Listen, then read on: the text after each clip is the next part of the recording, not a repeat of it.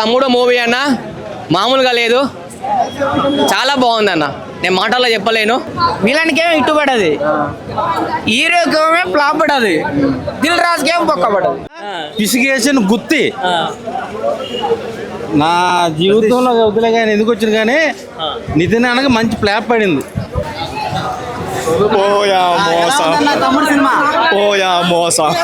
Cinema చూడడం వల్ల 3 hours బొక్క అనుకుంటే మళ్ళీ మీతో మాట్లాడే ఇంకో 3 minutes బొక్క అనమాట. మాస్ ఆడియన్స్కి అర్థం కాదు, మాస్ ఆడియన్స్కి ఓన్లీ బాహుబలి సినిమాలే కావాలి. ఇది ఫుల్ ఫ్యామిలీ సినిమా.